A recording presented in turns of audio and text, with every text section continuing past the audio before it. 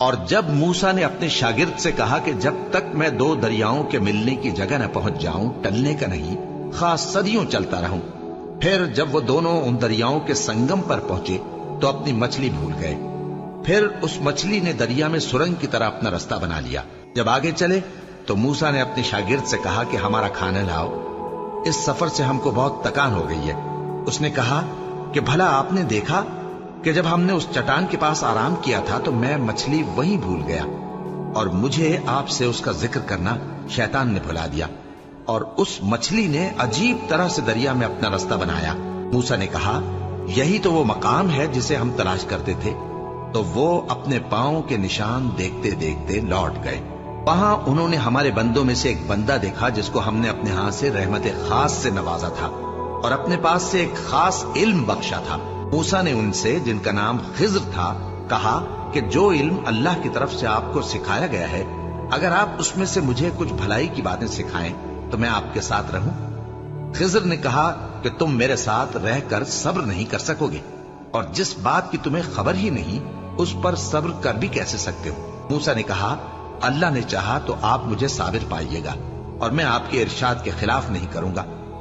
خضر نے کہا اگر تم میرے ساتھ رہنا چاہو تو شرط یہ ہے مجھ سے کوئی بات نہ پوچھنا جب تک میں خود اس کا ذکر تم سے نہ کروں۔ تو دونوں چل پڑے، یہاں تک کہ جب کشتی میں سوار ہوئے تو خضر نے کشتی کو پھاڑ ڈالا۔ موسیٰ نے کہا کیا آپ نے اس کو اس لیے پھاڑا ہے کہ سواروں کو غرق کر دی؟ یہ تو آپ نے بڑی عجیب بات کی۔ خضر نے کہا کیا میں نے نہیں کہا تھا کہ تم میرے ساتھ صبر نہ کر سکو گے؟ موسیٰ نے کہا کہ جو بھول مجھ سے ہوئی اس پر مواخذہ نہ کیجیے اور میرے معاملے میں مجھ پر مشکل نہ ڈالیے۔ پھر دونوں چلے، یہاں تک کہ رستے میں ایک لڑکا ملا تو خضر نے اسے مار ڈالا۔ موسیٰ نے کہا کہ آپ نے ایک بے گناہ شخص کو ناحق بغیر قصاص کے مار ڈالا، یہ تو آپ نے بری بات کی۔ خضر نے کہا کیا میں نے نہیں کہا تھا کہ تم سے میرے ساتھ صبر نہیں ہو سکے گا؟ انہوں نے کہا کہ اگر میں اس کے بعد پھر کوئی بات پوچھوں یعنی اعتراض کروں تو مجھے اپنے ساتھ نہ رکھیے گا کہ آپ میری طرف سے عذر کے قبول کرنے میں حد کو پہنچ گئے ہیں۔ پھر دونوں چلے، یہاں تک کہ گاؤں والوں کے پاس پہنچے اور ان سے کھانا طلب کیا۔ انہوں نے ان کی ضیافت کرنے سے انکار کیا۔ پھر انہوں نے وہاں ایک دیوار دیکھی جو گرا چاہتی تھی تو خضر نے اس کو سیدھا کر دیا۔ موسیٰ نے کہا کہ اگر آپ چاہتے تو ان سے اس کا معاوضہ لے لیتے تاکہ کھانے کا کام چلتا۔